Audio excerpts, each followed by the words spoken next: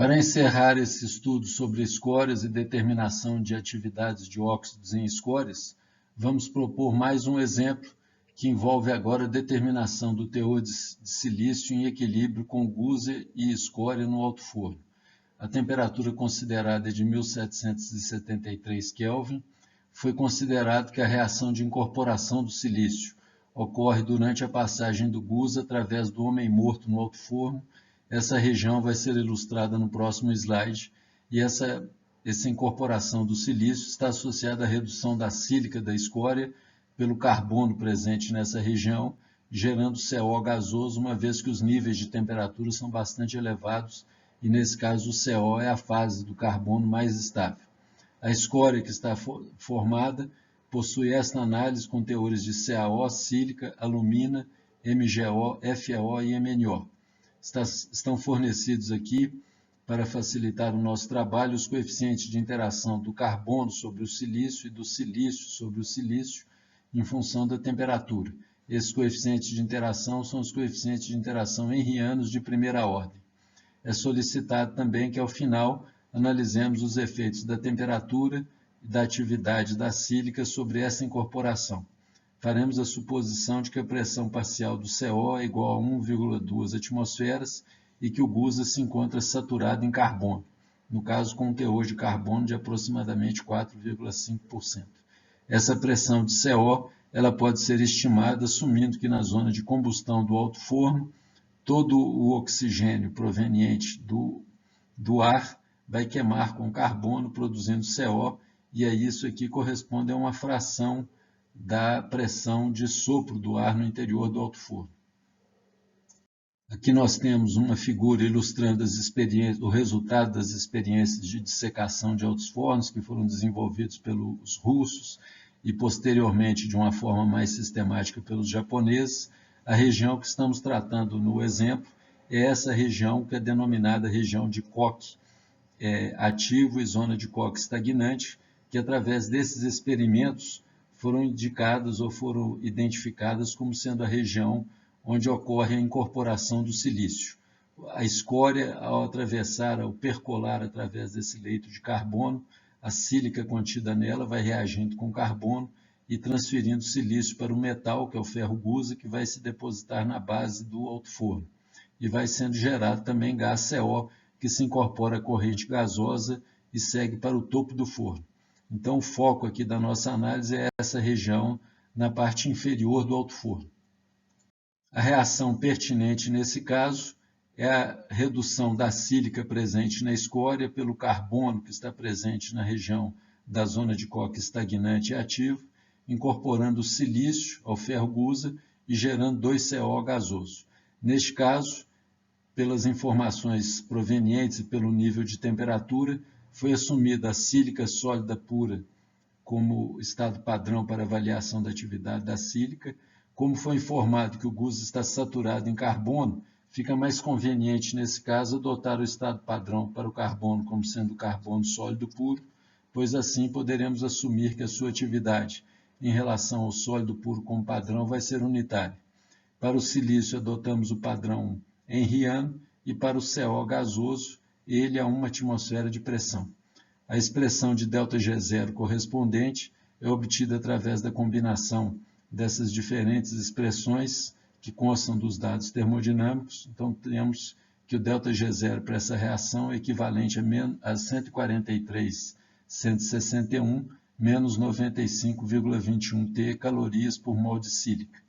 Para a temperatura de 1773, e assumindo que o equilíbrio termodinâmico é alcançado, a constante de equilíbrio corresponde a aproximadamente 1450 e equivale à razão da atividade henriana do silício multiplicada pela pressão parcial do CO ao quadrado, pela atividade da sílica, atividade raoultiana, e a atividade raoultiana do carbono elevado ao quadrado.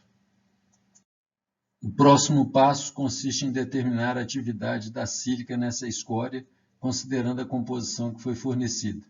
Novamente, não encontramos nenhum diagrama que contempla todos os óxidos que estão listados aqui. O que mais se aproxima é o diagrama 28, que tem validade para o sistema CaO, sílica e alumina. Neste caso, temos que calcular as frações molares do CaO, da sílica e do AlO 1,5. Relembrando que quando temos este óxido sendo considerado, a massa molecular que é utilizada para o cálculo da fração molar é a massa molecular do Al2O3 dividido por 2. Nesse caso, utilizamos o mesmo procedimento que foi adotado no exemplo anterior, de corrigir a análise da escória, desconsiderando os teores de MgO, FeO e MnO, de tal modo que os teores ou as frações molares de CaO, sílica e alumina fechem em 100% ou então em termos de fração molar se igualem a 1.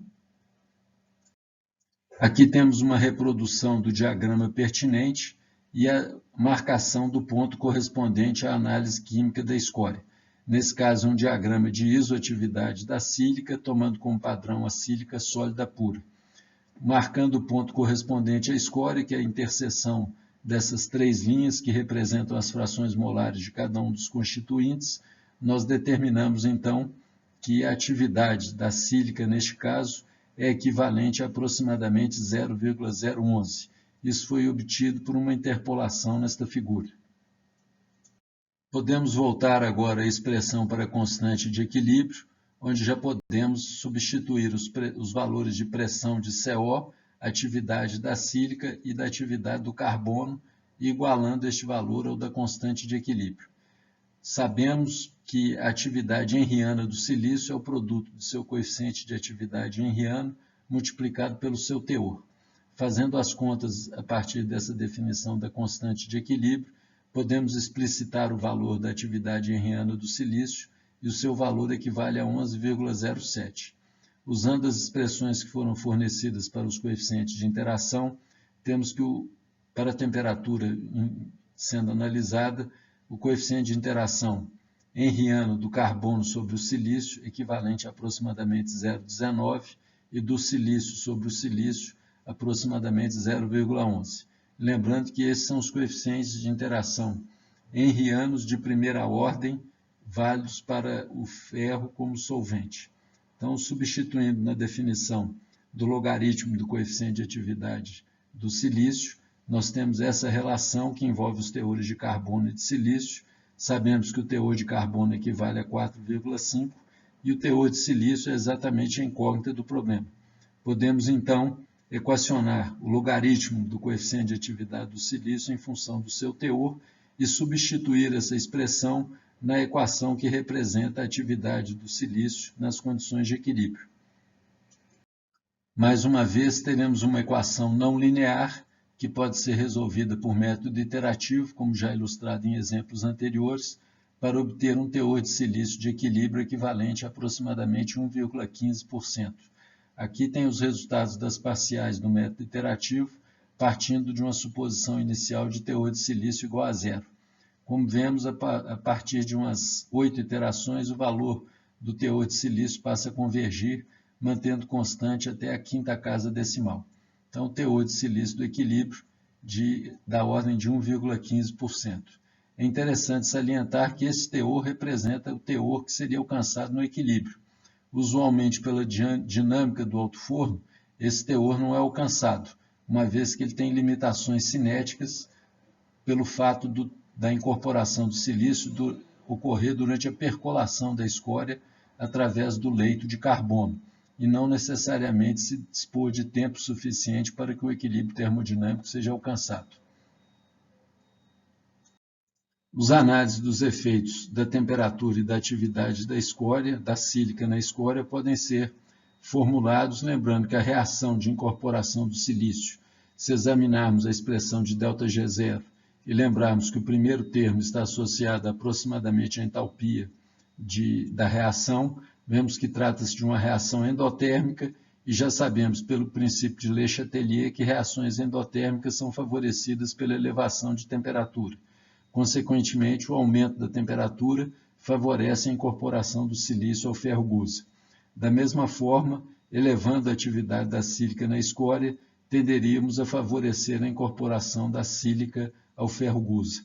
Em alguns altos fornos a carvão vegetal, é muitas vezes especificada a produção de gusa com teores mais altos de sílica, e a providência nesses casos é exatamente procurar elevar o nível de temperatura e também produzir uma escória com teores de sílica mais elevados que façam com que a sua atividade na escória se eleve.